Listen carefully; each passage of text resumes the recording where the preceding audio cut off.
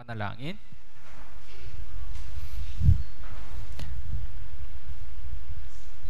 Mabaging aming dakilang amang Diyos na nagmamahal sa amin. Salamat po sa inyong lahat ng biyaya sa araw na ito. Dahil sa inyong dakilang sakripisyo at pagturusa sa cross, kami po ay naligtas, lalong-lalo na sa pangitan ng inyong pagtanak ng banal na dugo sa cross. Lamang aming maruming kasalanan ay tinubos na pala, kaya po magkaroon kami ng buhay na walang hanggan. Yung espiritu namin na patay noon dahil sa aming paksway ay binuhay ng Diyos sa pangitan ng sakripisyo ng Panginoon Jesus at kanyang muling pagkabuhay. Meron po kaming mahalagang pangako ng Diyos kahit nasa sanlibutan po kami, dahil sa pangako ng Diyos ng kanyang ikalawang pagpabalik sa mundong ito. Naghintay po kami sa inyong ikalawang pagbabalik. Ngayon po nakikita po namin yung mga tanda ng katapusan ng mundo. Ngunit nagagalak po kami na ito pala ang tanda ng inyong ikalawang pagbabalik. Kaya po sa pamagitan ng konting nalalabing panahon, gusto naming sukulian ang inyong biyaya ng mabuti. Kaya po gabayan niyo po kami tuloy-tuloy sa pangitan ng inyong kapangyarihan at inyong biyaya, para kami po ay magiging mahalagang kasangkapan ng Diyos upang tuparin ang inyong kalooban sa pangitan ng aming buhay. Kami po ay lupang mahina, ngunit nagtitiwala kami sa inyong pagkabay sa amin at inyong kapangyarihan. Naniniwala po kami na walang imposible sa inyo sa lahat ng panahon, kaya sa inyo na lamang nagtitiwala kami ng lubos. Tapos tuloy-tuloy na lang po kami sa buhay Kristiyano para sa inyong kaluwalhatian hanggang sa inyong ikalawang pagpabalik. Ngayon araw, ito po ang pasimula ng aming fellowship. Hanggang sa wakas, samahan niyo po kami sa oras na ito sa pangitan ng inyong Espiritu Santo. Idinalangin namin ito sa pangalan ng Panginoon Jesus na nagmamahal sa amin lagi. Amen. Kay Pilipos chapter 1, buksan po natin ang Biblia. Pilipos chapter 1 verse 4.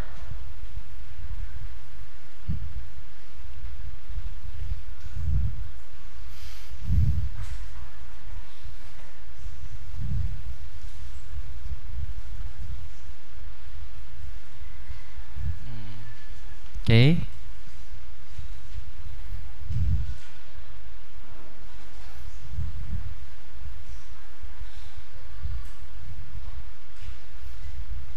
Basahin po natin ng sabay-sabay. Tandaan po, 3, 2, 1. Na laging mananalangin na may kagalakan sa bawat panalangin ko para sa inyong lahat. Dahil sa inyong pakikibahagi sa pagpapalaganap ng Ebanghelyo mula ng unang araw hanggang ngayon. Ako'y panatak sa bagay na ito. Ang nagpasimula sa inyo ng mabuting gawa ay siyang matatapos nitong hanggang sa araw ni Hesus Kristo. Bisaya po, ulitin po. Ug malipayon ako sa pagampo kanunay alang kaninyong tanan tungo sa inyong pagtabang kanako sa buluhaton sa Ebanghelyo sukat sa una gayon adlaw hangtod karon. Udbusa siguro ako nga kining maayong buhat nga gisugdan sa Dios diha kaninyo padayonon gayot niya hangtod mahuman kini sa pagbalik ni Kristo Jesus. Okay po. Morning po. Okay po. So this week po, darating po ang mission team. Tama po? Alam niyo po? Kaya po, mamaya po, may usap tayo tungkol sa yung schedule kasama ng mission team na konti. Okay po? Ngayon, ito po ang mensahe ni Apostol Pablo para sa Filipos Church. Sa panahon niya, maraming churches. Ano pang churches? Ano pang church? Simbahan? Yung pang, fellowship ng mga ligtas po. Ligtas. Ilang persyento? 100% ligtas. Okay. Kaya, saan kayo pupunta? Langit o impyerno? Hindi ko alam, Pastor. 50-50. Ano pa ito? 50%, no? Ligtas na ba siya o hindi? Hindi pa. Hindi pa siya ligtas, oh. Tama po. So, ano pang kaligtasan? Dapat 100% tayo. Tama po. Kayo naman po, 100% ba? 100%? Ay, salamat. Okay. So, 100% tayo. Hindi dahil sa ating sariling kaisipan, kundi dahil sa nakasulat sa Biblia. Sinabi ng Panginoon Jesus, anong sinabi ng Panginoon Jesus doon sa cross? Hingpik na, natupad na. No? Tama po. Sa madaling salita, ano daw po? Sa Bisaya, no? Impas daw. Impas. No? Impas. Kaya meron po siyang utang sa kanya. Kung may utang po kayo sa iba, ano po ang kailangan natin gawin? Dapat ibalik. Tama po. Kung ibinalik niya yung lahat ng utang, anong sasabihin? Impas na. Tama po ba? Naintindihan po?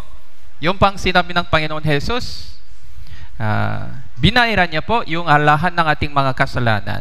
Tama po ba? So, sa pangitan ng kanyang banal na dugo. Kaya po, ligtas na po tayo.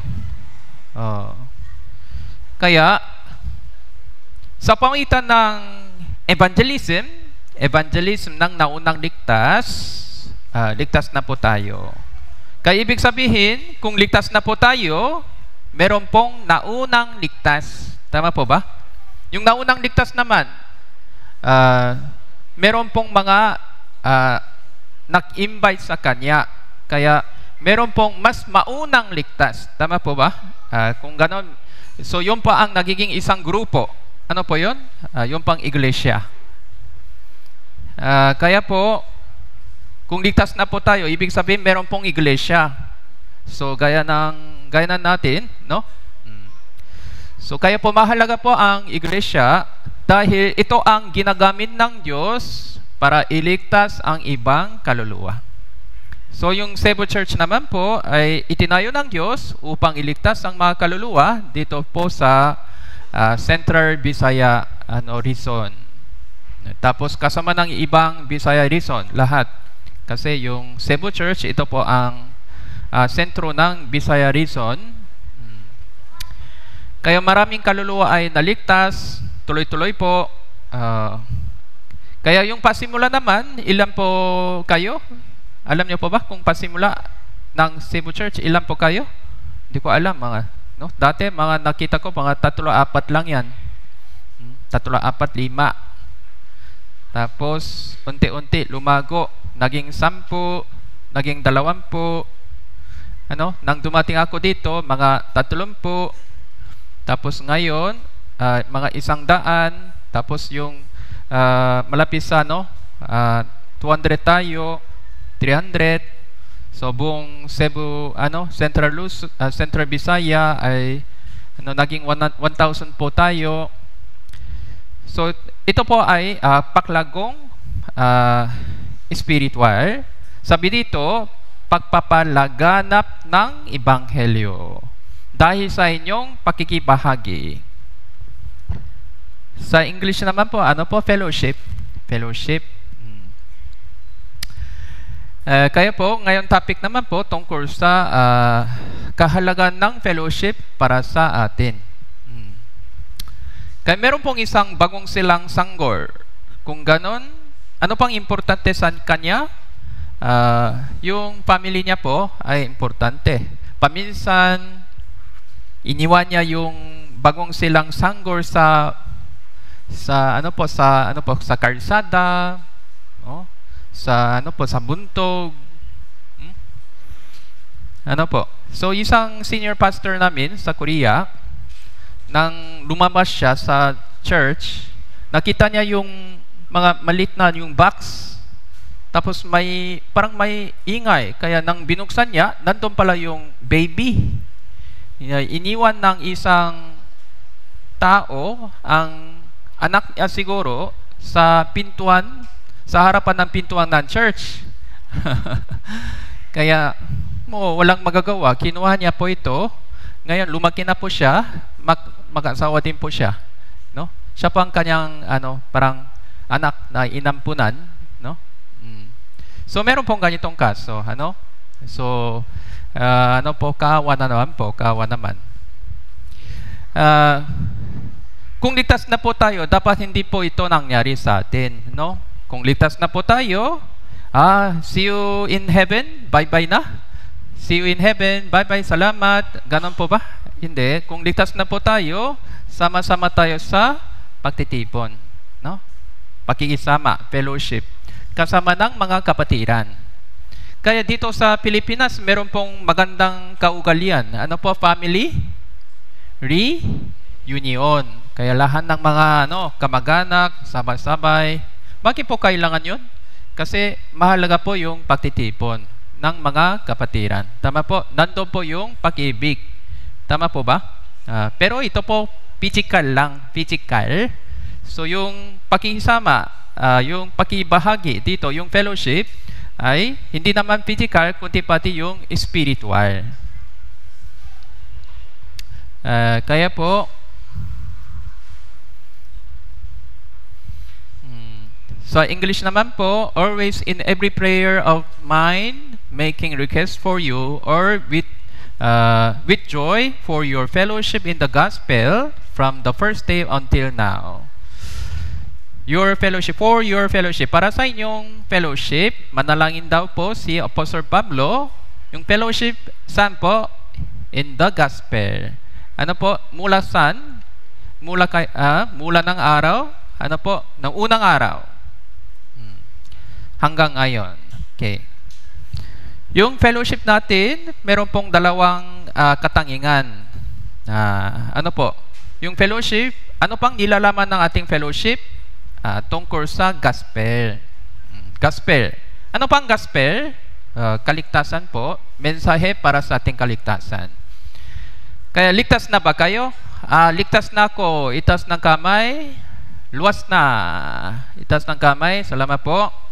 Kaya alam po natin kung gaano kahalaga yung ating kaligtasan. Ano pang pinakamahalaga sa atin? Kaligtasan po. Tama po ba? Tama po. Kaya gusto naming ibahagi ang ebanghelyo para sa ibang kaluluwa. Gusto nyo bang iligtas ang family nyo o hindi? Gusto kong iligtas ang family ko, mga kamag-anak, kaibigan. Kasi mahalaga po yung kaligtasan. Kaya sinabi ng ibang verse, ebanghelyo ng kaligtasan. Ebanghelyo ng kaligtasan. Okay? Katotohanan ng kaligtasan. From the first day, sa unang araw. So anong araw po ito? Nang umattend kayo sa church? Yung pang unang araw? Parang hindi. Kayo umattend kayo sa church na ito, kung umattend kayo sa church, automatically ligtas na ba kayo? Hindi. Nang pumasok kayo sa pintuan doon, ligtas na kaagad? Hindi naman. So, ano po ang unang araw? Nang maunawan nyo po ang ebanghelyo. Ito pala ang kaligtasan. Tama po? Yun po ang first day. No? So, ito po ang pasimula ng ating fellowship. Kaya sa madaling salita, tinatawag ito ay spiritual birthday o born again date o salvation date. Yung pang first day. Hanggang ngayon daw po. Kaya nagpapasalamat si Apostle Pablo dahil sa Filipos Church kasi yung mga ligtas, tuloy-tuloy po sila sa fellowship, kasama ng mga kapatiran, kasama ng mga naunang ligtas sa iba't ibang church pa. Tuloy-tuloy po sila sa gospel. So kaya fellowship, ano pang fellowship? So kadalasan yung fellowship po ay may fellowship tayo kung anong gagawin natin. May fellowship tayo, sabay-sabay tayo, upo tayo, tapos ano po, may testimony, may mensahe, tapos may testimony, tama po. So kaya ito po ay conversation, yung paraan ng fellowship, parang conversation o communication. So ito po ang paraan ng fellowship, no? Tama po. Kahit wala pang ano po, fellowship, alam nyo po ba yung puso, isip ng kapatiran kaagad? Hindi po. Anong isip niya? Anong isip niya? Alam nyo po kaagad, kung nakita nyo po yung mata niya, yung isip niya ngayon ganon. Ganon po ba? Hindi pwede, ano? Kaya po, ano po yun? Kailangan yung conversation. So, kailangan ipaliwanag, kailangan ipatotoo. Tungkol sa ano? Tungkol sa una, yung gospel. Kaya ibig sabihin, paano ako naligtas? Una, paano ka naligtas? Ligtas na ako. Kaya masaya po ba kayo o hindi? Masaya po ba kayo o hindi? Masaya po ngayon? Masaya po. Masaya po ba? Masaya. Masaya po. Masaya. Ano po ba? Masaya po ba? Hindi. Mukhang murak masaya, no? Kaya dahil bakit po tayo masaya? Ay malaya na tayo sa lahat ng mga problema. So yung ugat ng problema, kasalanan, sigurado tayo pupunta sa langit na. Okay? So alin pang gusto nyo? Langit o Cordoba? Langit po. Alin pang gusto nyo? Langit o Korea? Langit pa rin. Okay po, tama? So meron pong gusto yata sa Korea. Saan siya ngayon? Asa siya? Church score. Alam nyo na. Kaya gusto niyang sumakay daw sa aeroplano patungo sa Korea sa pamagitan ng bagahe nila. Bagahe, salong papasok na lang ako sa bagahe para sumakay ako sa kaya po, so masaya po tayo. Kaya may sasabihin, ligtas na ako kasi ganito. Dati umaten ako sa iba't iba. Catholic, dating daan, INC, ano. Umaten ako sa iba't iba. Pero dito na lang ako talaga, ligtas na. Salamat. Buti, ligtas na ako. Kung hindi, saan tayo pupunta? 100% impyerno, no? Kaya may takot tayo noon. Ngayon, sigurado na ako, ay masaya. Okay, tama po ba? Tama po? So, yung pang patotoo natin, yung pang conversation natin, okay, purong masaya. Ano po? Tama po? Kahit hindi po tayo mayaman, masaya pa rin pa tayo o hindi? Masaya pa rin. Kahit may sakit po tayo, masaya pa rin pa tayo o hindi? Masaya pa rin kasi yung sakit po sa katawan lang, hindi sa espiritu. Yung espiritu malakas pa. So sigurado na punta sa langit. Tama po? Kaya masaya pa rin.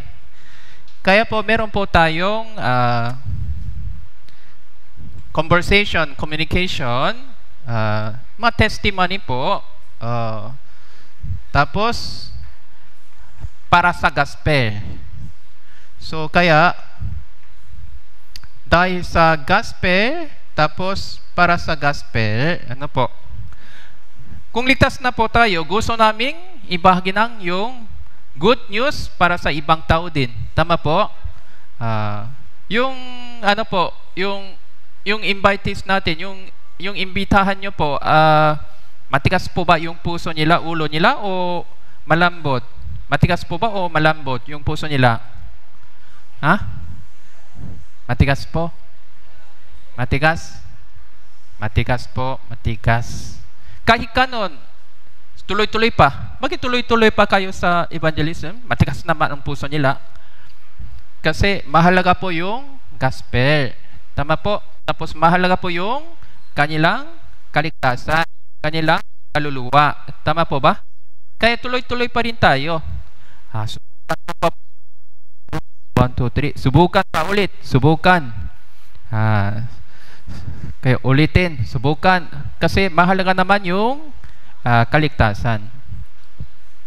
Nung nakarang linggo, sumali ako sa mission doon sa Baybay, no? Nang dumating ako sa Baybay kasama ng mission team, bumisita kami sa ilang bahay, yung pinakanaunang ligtas. Tapos narinig ko po, dahil magkaroon sila ng Bible seminar, nag-invite sila sa kanilang kamag-anak. Ano pang resulta? Magagalit sila. Galik na daw sila. Galik na galik. Bakit? Paulit-ulit. Ayaw ko na. Yung pang sinabi daw nila. Pero, kaya sumuko ba sila o hindi pa? Hindi pa sila sumuko. Tuloy-tuloy pa. Kasi, kung hindi, saan sila pupunta? Sigurado sila sa impyerno naman. Paano ito hinahayaan? Tama po? Kaya tuloy-tuloy pa rin sila. Kaya ilang beses paulit.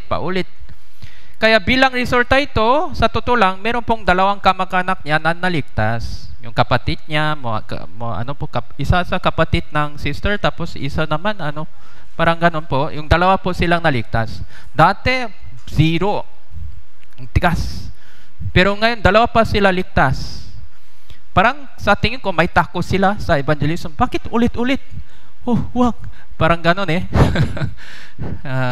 kaya, so yung meron pong isang halimbawa doon sa mga gospel.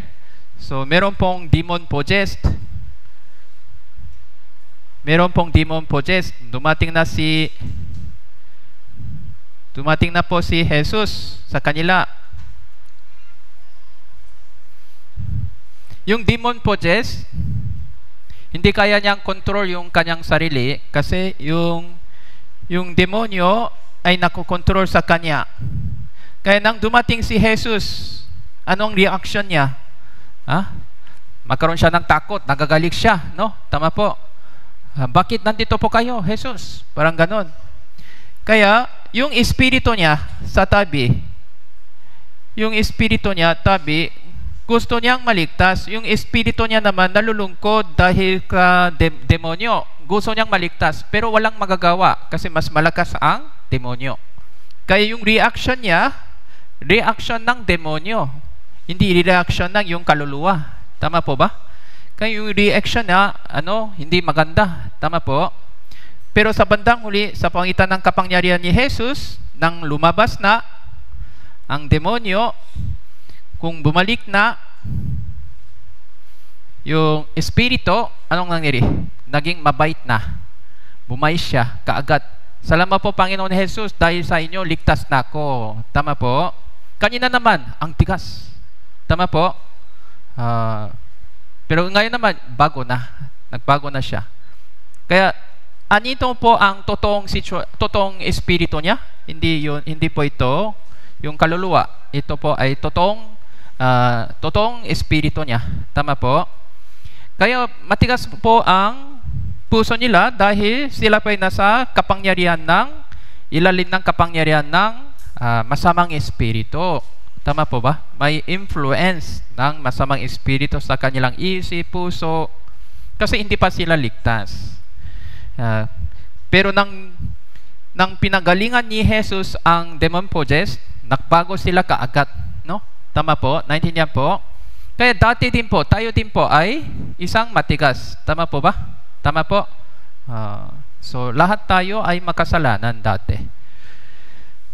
Kaya po, ano pang conversation natin? Ano pang communication natin? Ano pang patuto natin? Meron akong isang kapatid na hindi pa ligtas dito sa malapit. Gusto kong iligtas yung kapatid ko. Ang problema, lasinggero siya. Sugal, mga ano daw. Yung asawa ko po ay matigas po ang puso niya, isang lasinggero. Bakit sila po ay naging lasinggero? Dahil sa masamang influence ng masamang espiritu. Tama po, sa sanibutan. Kaya po tuloy-tuloy pa rin sila, kaya nagbago din po sila. Okay? Naintindihan po. Meron pong isang church doon sa North Luzon na dati yung naunang ligtas ay isang talagang malakas ang bisyo daw niya. Palaging ganon, palainom, sigal-sigalyo, palagi. Pero nang naligtas siya, sa unang araw, biglang nagbago ang taong ito. Kaya nagulat sila lahat.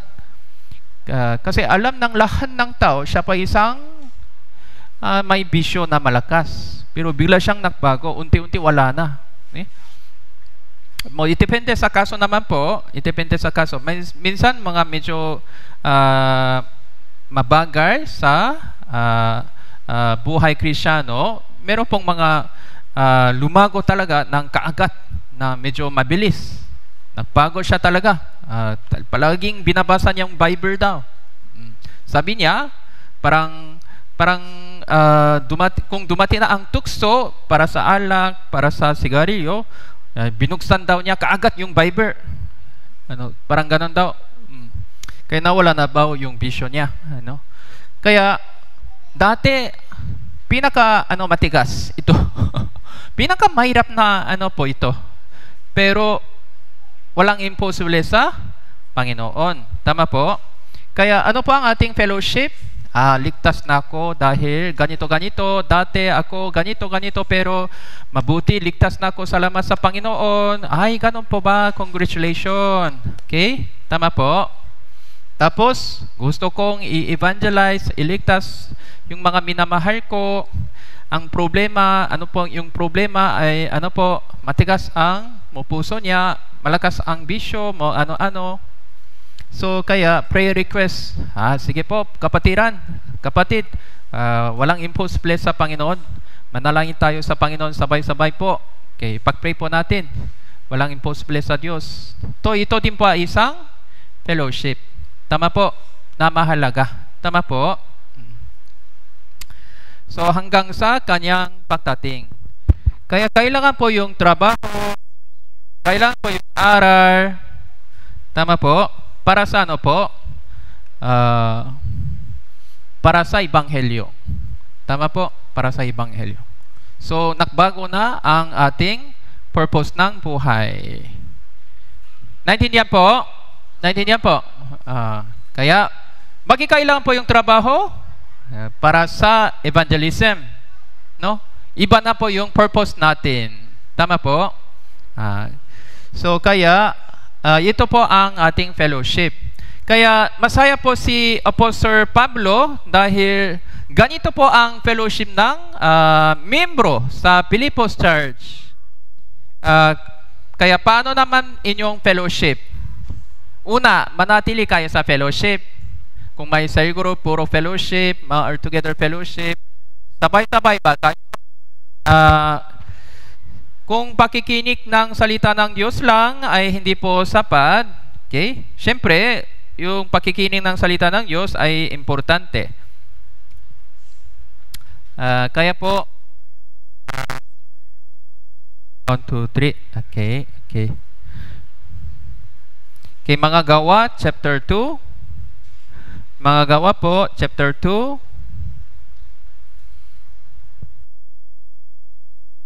Buksan po natin, mga gawa, chapter 2. Verse 42.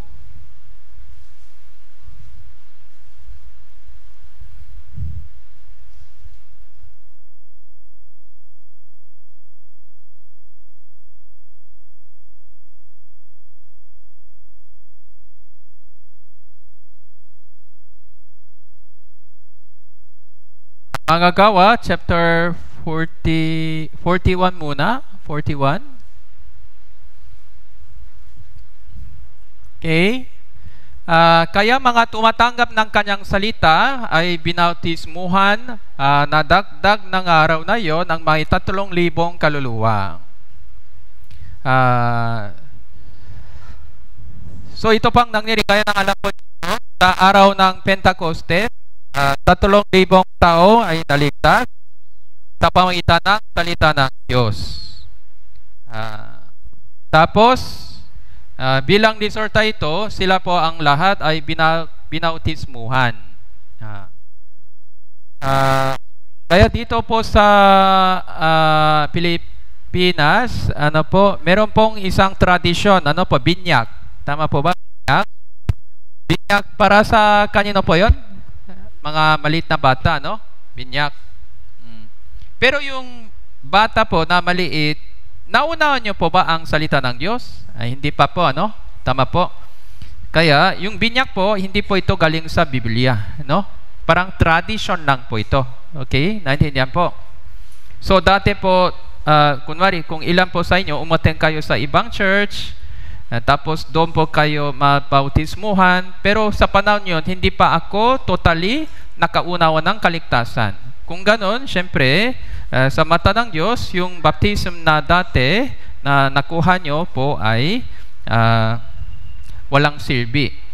So, ano pang pagkasunod? Dapat tumanggap tayo ng kaligtasan ng 100% pagkatapos doon, baptism na. Okay? Kung baliktad na yung proseso, kailangan natin ayusin ang prosesong ito. So, tapos, pagkatapos sila ay naligtas, verse 42, nanatili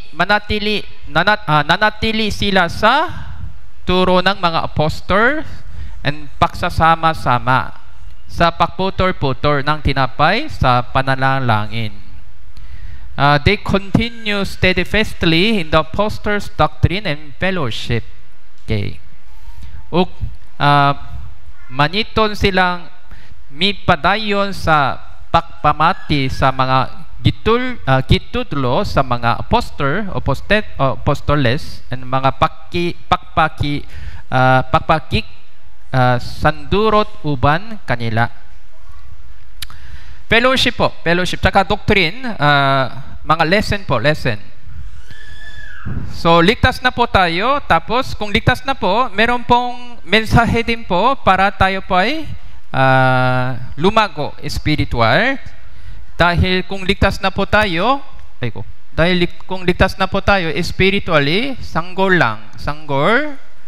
bagong silang sanggol, dapat tayo pa lumago hanggang sa ikalawang pagdating ni Jesus. So, kailangan po yung salita ng Diyos. Tuloy-tuloy. Tuloy-tuloy. Makikinig. Kaya kunwari, may tanong ako sa iyo, meron pong isang sermon, Wednesday sermon, ano-ano, tungkol sa topic, kunwari, words of God, salvation, evangelism. Meron pong mga mensahe. Paminsan, narinig ko po yung ganito. Ito. Dati pa narinig ko yan. Alam ko na anong mensahe yon. Alam ko na ano ito. Dati narinig ko po yon. Parehong mensahe naman. Alam ko na yon. Alam ko na. Ay, tapos na. So, yun po ang, meron pong mga isang punto. Kasi yung salita ng Diyos, ito po ay spiritual na pagkain. Tama po? Pagkain po ito. Dati po, ganito po yung ginawa po namin sa Korea. So, noong mga 40 years ago, sa Korea po, yung church namin, hindi masyadong malaki. Hindi maraming pastor. Sa panahon yun, mga 10 lang, mga 20 lang, parang Pilipinas dati, mga 50 years ago, mga ganyan. Source Central Church din, yung membro namin, mga 500, 600, parang ganon lang. Okay? Kaya yung nakinig natin yung sermon ng Pastor Yohani, mahalaga po ito. Kaya bumili kami ng cassette tape, and then tapos makinig kami ng cassette tape pa ulit-ulit. Kung mahalaga po, maganda po yung sermon na ito, inuulit namin mga 10 beses. Kahit alam natin, inuulit namin. Kung ganon, kung makinig tayo ng kahit parehong sermon pa ulit, meron pong ibang matutunan pa. Meron pong iba pang matutunan pa ulit. naging mas malalim yung ating pag-unawa. Okay, naintindihan po? Naintindihan po? Okay. Kaya, mas maganda po yung makinig tayo ng sermon paulit-ulit, no? Paulit-ulit. Okay? Para naintindihan natin ito ng lubos. Kung ganon, ito pa ay nagiging ating pagkain. Kunwari, okay po, ngayon, makinig tayo ng isang Wednesday sermon. Okay po? Wednesday sermon. Okay? Tapos, naintindihan ko na ito, isang Wednesday sermon, naintindihan ko na po ito, mga 30%. Kung ganito lang, hindi pa ito pagkain eh. Ha? Sa ulit na lang, naging 50%. Mahina pa, naging 70%. Kung ganon, ito pa ay nagiging, parang lakas na para sa atin. Okay, naintindihan po ba? Makinig ako ng isang beses, nakalimutan ko lahat. Anong matutunan nyo? Basta mabuti po. Ay, walang lakas doon kung ganon. Sa tingin niyo, walang lakas. No? Parang konti lang. Parang sabaw lang ito, sabaw. Parang sabaw lang. No? Tama po? Kung kumakain kayo ng sabaw lang palagi, lumakas pa kayo? Hindi. Kaya palaging gutom palaging gutom. Palaging mahina. No? Kasi hindi po kayo kumain ng lubos. Okay, naintindihan po? Kaya mas maganda ulitin. No? Mabuti, may recorded pa sa Facebook. Wednesday sermon, maganda ito. Okay. Pero nakalimutan naman ulit na lang sa bahay. Makinig. Kaya yung hindi ko alam, nakita niyo po yung mga kapatiran siguro hindi niyo nakikita, hindi kayo nakapunta sa Korea. No? So, yung mga kapatiran doon, palaging may play sa bahay. May play pa lagi. Play. Yung parehong sermon, play, paulit. Paminsan, kay ibang pastor, parehas naman yung topic, Tama po ba? Ay, parehas pala yung topic. Alam ko na yun. Alam ko na. Ay, tapos na. Salamat, Panginoon. Ano ba? Gutom pa rin naman no? Tama po? Kaya po, ito pa importante, no? Mensahe. Tapos, kung maron, may fellowship na nasagana. Okay? Brother, sister, may testimony. Pass.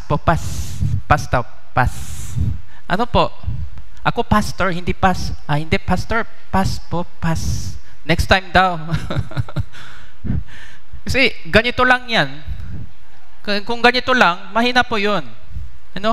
Kaya walang masyadong buhay Kristyano na malakas. Walang prayer request. Meron pong prayer request lang, paminsan. Yun. Mahina po ito. Okay? Kailangan natin mauna ng lubos. No? Lubos. So, kay isang sentence, kailangan natin mauna ng lubos. Okay, naintindihan po? Naintindihan po? Okay po. So, kaya, yung fellowship nila, tumanggap daw sila ng, muna, yung turo.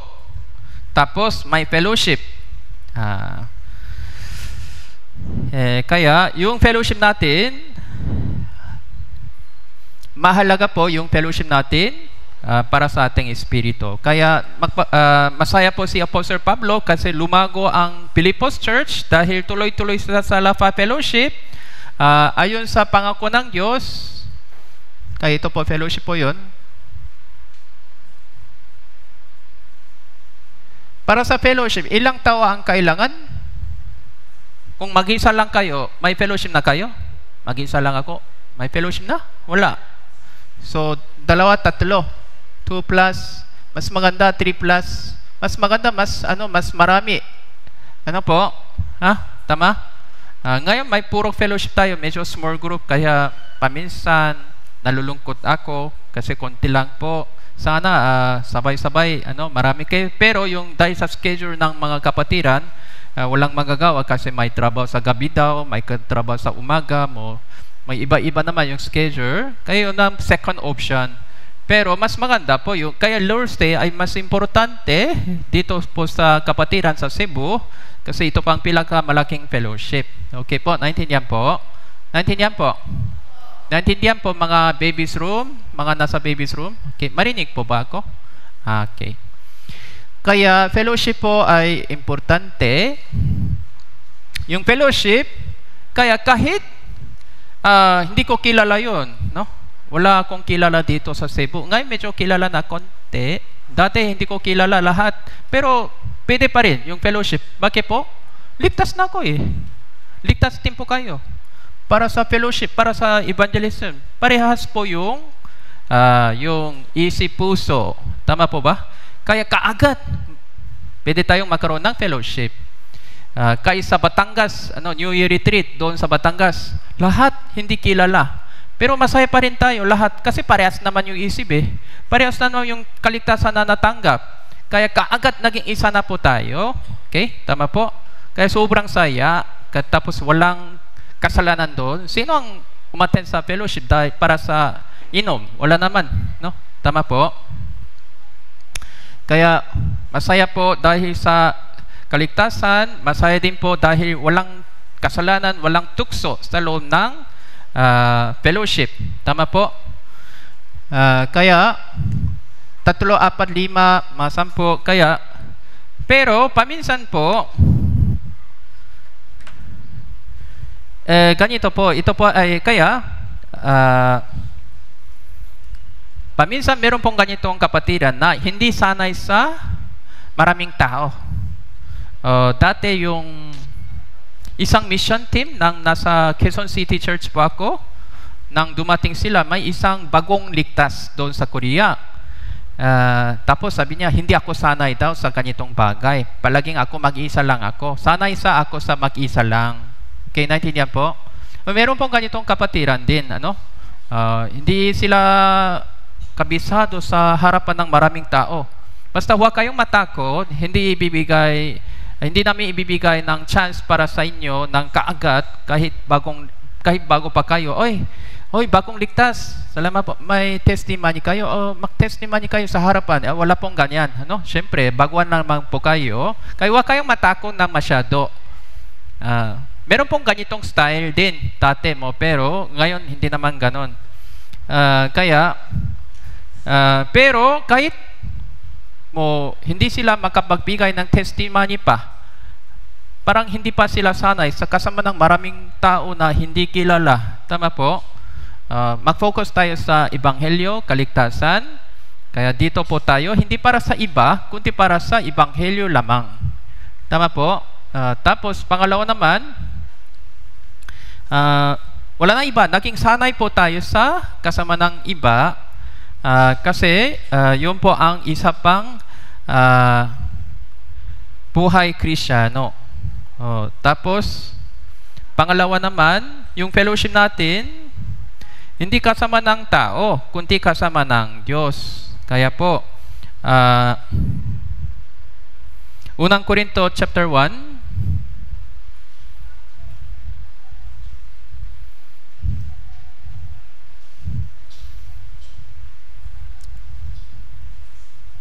mga kapatiran na wala pang Bible, paghihanda na lang po ng Biblia para sa inyong sarili. Unang Korinto chapter 1 verse 9.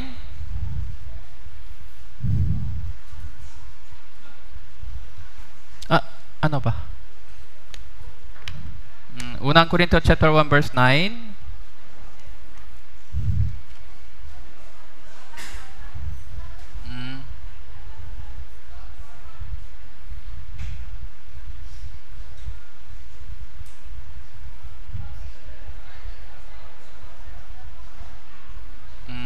Sige po, okay. Basahin po natin ng sabay-sabay, 3, 2, 1. Ang Diyos ay tapat na sa pamamagitan niya tinawag kayo tungo sa pakisama ng kanyang anak na si Jesucristo na ating Panginoon.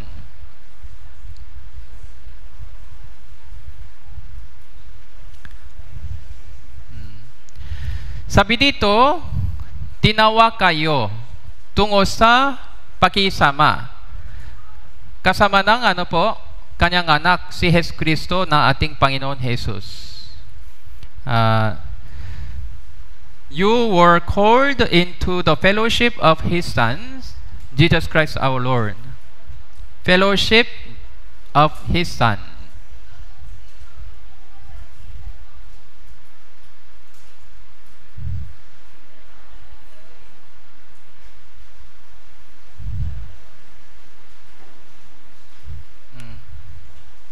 Yung fellowship po ito, ano po? Kasama ng Panginoon Jesus. Pero hindi po siya nakikita. Nandito po siya o hindi? Nandito po si Jesus. Tama po. Yung fellowship natin, kasama ng Panginoon Jesus. Ha? Tama po. Yung pangunangin rason kung bakit nandito po tayo. Dahil sabi ng Panginoon Jesus doon sa Matthew chapter 18, kung makatipon tayo, naroon ako sa gitna nila. Ang Panginoon Jesus ay sasama sa ating pagtitipon. Siyempre, dahil ligtas na po tayo kasama ng Panginoon Jesus. Kaya po, narinig ko po yung ganitong testimony na salamat daw siya sa Panginoon dahil nakita daw ang Panginoon Jesus sa fellowship. No? So, paano? Sa pamagitan ng kanyang mata? Hindi. So, ayon sa patotoo nyo, ayon sa ministry nyo, ayon sa prayer nyo, nakikita daw yung pakikilos ng Panginoon Jesus dito. No? Dahil sa pakikilos ng Panginoon Jesus, spiritual, ligtas din po tayo. Tama po? Kaya, nandito po tayo dahil kay Jesus. Yung fellowship, kasama ng Panginoon Jesus. Kaya meron pong dalawang kapatiran o tatlo.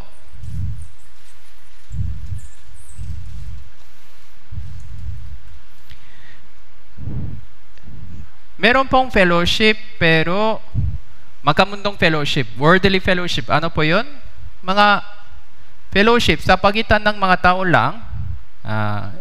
Ito pa ay ano po, mga worldly fellowship lang. Pero yung fellowship natin ay hindi worldly. Yung fellowship natin, palaging kasama ng Panginoon Jesus. Okay? Sa pangitan ng palaging ano po, salita. Okay po? Kaya, yung salita ng Diyos ay mahalaga po ba ito o hindi? Mahalaga po yung salita ng Diyos. Tama po? Mahalaga. Tungkol sa salita ni Jesus, mag-usap tayo. Tungkol sa salita ni Jesus. Tungkol kay Jesus, mag-usap tayo. Tungkol sa kalooban ni Jesus, mag-usap tayo. Kaya yung fellowship natin, palaging kasama ng Panginoon Jesus na hindi nakikita lang. Okay? Naintindihan po? Kung nandito po tayo, nandito po ang Panginoon Jesus. Kaya, yung fellowship natin ay kasama ng Panginoon Jesus palagi na hindi nakikita lang. Okay? Kaya dapat meron po tayong space para sa Panginoon. Meron po tayong dapat may space. So dati ganito po, ako din po ay iniimbitahan ako ng isang kaklase ng high school student ako, sa senior high school. Ligtas na po ako dahil sa evangelist lang, isang naunang ligtas, pero kaklase ko po ito. Pero hindi kami sobrang close. Parang kilala lang na konti. Kaya kung ito pa isang klase, dati yung klase namin mga 70 plus, mas marami naman, parang ganito ang dalawang linya. So yung brother po ito nag-invite ng lahat ng kaklase, tig-isa, lahat po. Ako halos sa huli daw kasi medyo tahimik ako sa panahon nyo, kaya hindi masyadong mag-invite siya mga iba-iba. Tapos para sa summer retreat, meron pong umattend sa summer retreat, mga dalawa. Tapos magsimula siya ng invitation, Evangelist Paulit. Sa second invitation niya, nahuli ako. Kaya ligtas na po ako, no, sa panahon yun. Pero, ano po, kaya ganito po yung kaklase, medyo close, ano-ano. Pero dati po, close po sila. Pero kung ligtas na po, kung pumasok tayo sa church, dati sa libutan, iba na po yung ating fellowship. Kasi dati, yung fellowship nila ay worldly fellowship lang. Pero kung ligtas na po tayo, yung fellowship natin ay iba na yon, iba na. Iba.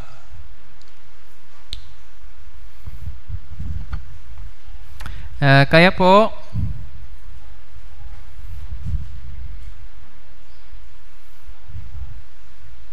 yung fellowship natin kasama ng Panginoon Jesus, tungkol sa Panginoon Jesus na minamahal po natin. Kaya yung tanong po natin, minamahal po ba ang Panginoon Jesus o hindi? Minamahal niyo po ba ang Panginoon Jesus? Minamahal po. Salamat po. Kaya, yung usapan natin ang tungkol kay Jesus, tungkol sa kanyang kalooban, na minamahal po natin. Okay? Tapos, yung fellowship natin, hindi physical, tungkol sa spiritual. Kaya po, kaysa sa ibang parang so-called church, parang pwede natin masabi medyo worldly church. Sa Korea, meron pong ganitong church. Yung membro nila, purong artista lang. Artista lang po. Yung membro doon, parang church ng artista. Yung karamihan po, yung membro doon, artista lang po. No? Kasi ano po, kung kasama ng karaniwang tao, medyo nanibago sila, no? Kaya kung dumating na yung BTS, maganon po sila, no? Paano sila mag-fellowship? Ano po? Kaya, kasi hindi pa sila ligtas no? Kilala nyo po, BTS? Parang hindi. No, ganon po. Kaya, sila lang may fellowship. Hindi po ito church, kaya. Hindi po ito church. Parang ano po, church lang daw. Yung signboard lang, church. Tapos mga politiko lang. Maraming politiko doon. And tapos kahit hindi, magkaroon sila ng fellowship, mga kilala lang. Sila lang. Grupo-grupo lang. No? So wala pong mga all-together fellowship. Kaya po yung summer retreat, wala silang summer retreat. Tama po? Nakita niyo po ba yung summer retreat sa ibang church? Wala pong ganyan. New Year retreat? Wala pong ganyan. Kami lang po may New Year retreat. Sila, wala. Wala po. Meron po, pero sila lang, mga grupo-grupo lang. Ano? Grupo-grupo lang. Tapos parang occasion po ito. Occasion, may contest daw, ano daw. Parang hindi po ito fellowship. Parang, ano po, parang occasion lang. No? Tama po? Tayo naman po talagang may fellowship. Tama po? Sa buong mundo, kami lang po may New Year retreat. Okay, naintindihan po ba? Alam niyo po ba ito? Kami lang po. Yung iba, wala. Wala po. Meron pong mga service, mga ganito, pero New Year retreat, lahat ng kapatiran sa buong bansa, sabay-sabay, wala pong ganyan. So, bakit po? Kasi yung fellowship natin ay spiritual. Spiritual. Yung concern natin ay spiritual. Ano? Kaya kung magkaroon tayo ng mga fellowship, mga babay, yung buhok nyo, parang ano ba, bago ba ito, ganyan. Ano po ang cosmetic nyo, ganyan. Ganito pa yung usapan natin? Ganito pa? Yung damit nyo, saan galing ito?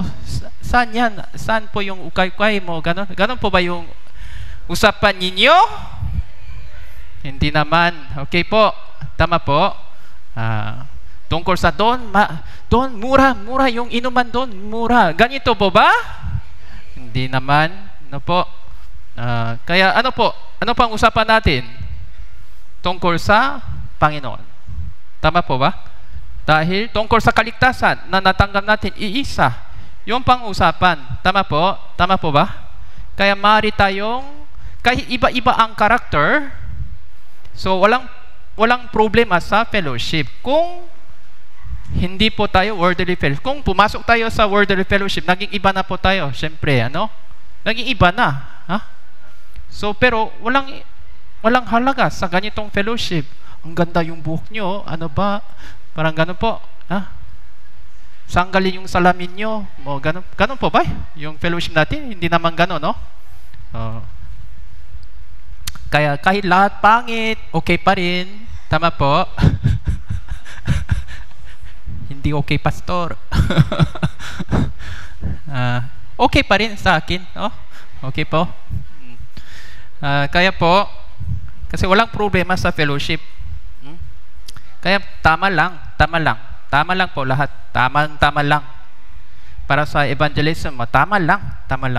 Kaya yung anong isusuot natin sa mission team, kung darating ang mission team, ang mga ganda-ganda na yung suot, t-shirts na lang po. T-shirts, yung gray, yung t-shirts, yung gray. Hindi pula, gray lang, no? Lahat ng t-shirts. Ano po? Kung wala po kayong t-shirts, kasi baguhan po kayo, meron pong ihanda po namin. Isusuot natin isang t-shirt na lang. Ano po? Tama po? Kaya lahat tama lang po. Naging tama lang. Hindi po itong masyadong importante. No? Tama lang. Dito sa Pilipinas, manicure pa, ano pa mo, beast mo, ano ba daw mo. Kaya wala pong ganyan. Tama lang po, tama. Kailangan konti, tama lang. No? Tama lang. Hindi po yung ating fellowship, no? Naintindihan po? Basta dito po tayo kasi masaya dahil ligtas na po tayo. Ano po? Mas masaya po kasi malapit na ang katapusan ng mundo kasama ng Panginoon, ang kanyang pagdating, no? Kaya Filipos chapter 2 verse 1,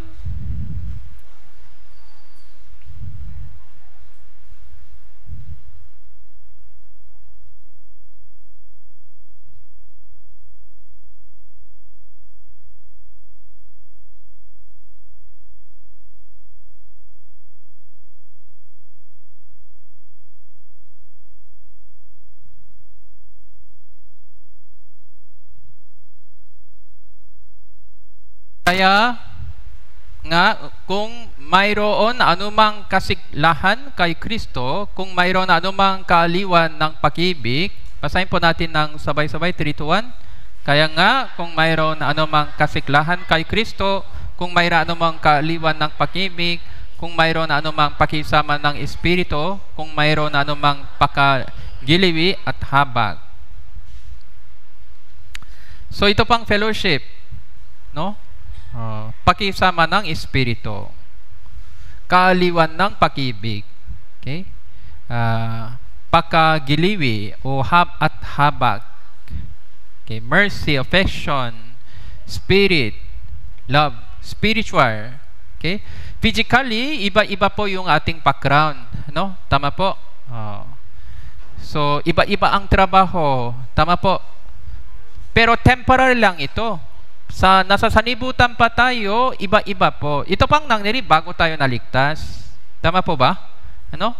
Pagkatapos tayo po naligtas, naging isa na po tayo sa Panginoon. Tama po ba? Kasi spiritual na ito. Spiritual. Kaya, yung espiritu, pare-parehas po. Galing kay God. Lahat. Tama po? Tama po? Kaya po, yung fellowship natin ay spiritual, kasama ng pag-ibig ng Diyos. Tama po? Kaya hindi po tayo perfecto. Sino pang perfecto? Ligtas na ako dahil perfecto ako? Ligtas ng kamay? Wala naman, no? So kaya meron pong kaaliwan ng pag-ibig. Sige, brother, sister, kaya palakasin na lang, fighting na lang po. Wag kayong nalulungkot. Malapit na ang kanyang pagdating. Sige na. Padayon. Okay? So yun po ang ating fellowship, spiritual. Dahil matatapos po natin ang mundong ito sa madaling panahon. Kaya, yung focus natin ay spiritual. Para sa dito, meron po tayong communication, participation. Filipos po, chapter 4:15. Yung Filipos Church, isang mabuting church dito sa Bible. Filipos and Thessalonica Church. Lalong-lalo na Filipos Church ay pinakamabuting simbahan. Kaya, purong pagpupuri lang sa Filipos Church. para sa Filipos Church, ang mensahe ni Apostle Pablo ay puspos ng pagpupuri sa kanila. 15 po, kayong mga taga-Filipos, nalalaman naman ninyo na nang pasimula ng Ebanghelyo, nang ako'y umalas sa Macedonia, wala ni isang iglesia na nakipagkaisa sa akin sa pagbibigay o pagtanggap kundi kayo lamang. Sa English po, no church shared with me concerning giving and receiving, but only you. So, sa King James Version naman po, no church communicated with me. No church communicated with me. Communication. Sa Korean Version po, participation. Kaya po, dahil alam po natin na mahalaga po yung Ebanghelyo, dahil alam po natin na mahalaga po yung kaligtasan ng ibang kaluluwa, kung meron po tayong gaawin para sa ibang kaluluwa, naging iisa po tayo. Tama po? Tama po? Kanina mo may isang bata na natumba, kaya nagulat kami lahat, kilos-kilos para ayusin, no? Tama po? Naging isa po sila. Tama po? Para iligtas ang ibang kaluluwa mula sa impyerno. Kilos-kilos, naging isa po tayo kasi isang isip. Alam natin ito mas importante, no? Tama po ba? Ano ba yan? Bible seminar, busy tayo. Ano ba yan? Importante kaayo. Ito, umating kayo. Ito, malapit na ang kanyang pagdating. Ay, ganun ba? Tingnan mo, yung may lindol-lindol pa ulit. So, mo aftershock daw. Aftershock naman, magnitude, 5? 4.8? 5 point mo? Ang lakas ang aftershock. Sabi ko, hindi po ito aftershock, before shock na. Parang ganon. Before shock ng Big Bang. Big One, kaya po, iba po yung ating communication. So, iba po tayo sa ating kilos. Naging isa po tayo sabay-sabay, no? Participation po, participation. Ito din po ay isang bahagi ng ating fellowship. Kaya, medyo kung gaya ng kanina picture, spiritually, medyo kung baguhan pa kayo, siguro hindi po, kahit gusto nyo, hindi pa kaya, no? So, kung baguhan po kayo, ano pa ang kailangan unahin? Pakikinig ng salita ng Diyos pa ulit-ulit. So, meron pong isang sister, di ba? Dito din po sa Cebu na naligtas na last year. Pagkatapos siya ay naligtas, gusto niyang makinig pa ulit. Kaya, Pastor, link. Sister, link pa ulit. Link. Kaya makinig siya ng mga 5 Bible seminar, tuloy-tuloy sa isang buwan. Araw-araw makinig siya ng Bible seminar. Sa loob na halos 2 months, 3 months, halos 10 Bible seminar na yata na nakinig siya. Tuloy-tuloy lang para lumago. Gusto kong nakinig, Pastor. Link pa ulit. Ibang pastor, link. Kaya makinig siya na pa ulit, no? Tama po? Maganda yun. Normal po ito. Kaya yung pang ginagawa ng bata nung maliit doon? Bakit mahirap yung mga nanay? Umiiyak palagi, Bakit umiiyak yung batang ito? Meron pong 2 rason palagi. Ano po 'yon? Ano po? Una ay gutom. Pangalawa ay may pupo. Kaya po umiiyak, hindi komportable, Paminsan puyat mo, ganun po, no? Konti. So, siya naman kung gabi na gising. Tapos kung hapon na tulog. Mahirap ito sa mga nanay, kaya wag na lang po tayo ganun. Matanda na po tayo. Kung gabi na, tulog, hindi gising, tulog. Okay po? Okay lang po? Hapon na dapat may trabaho, dapat may aral, dapat hindi ganito. Habang sermon time, dapat hindi kanon, no? Kung gabi na tulog, hindi kanon. Kaya dapat lumago tayo. Kung medyo baguhan po kayo, pero kung medyo lumaki na po tayo, bilang naunang ligtas, dapat meron pong mga gawin. para sa ibang kaluluwa. Yun ang gusto ng mga ligtas. Tama po? Tama po ba? Kaya, so yung mga medyo lumago, meron pong gawin para sa bagong ligtas. Meron pong gawin para hindi pa ligtas. Dalawang gawin po. Para sa hindi pa ligtas, evangelism. Para sa mga medyo baguhan pa, ano po, kailangan po kaninang umaga din may follow-up, may guidance, may kaya po kanina masakit ang ulo ko, sister, palakasin nyo ang inyong loob. Kaya kung masakit ang ulo nyo, bibigyan kita ng bioflu. Okay po, tama? Ambroxor din, maganda po, Ambroxor, bioflu, parang ganon. Kaya po tulong-tulong sa mga baguhan na mahina o medyo mahirap na sitwasyon.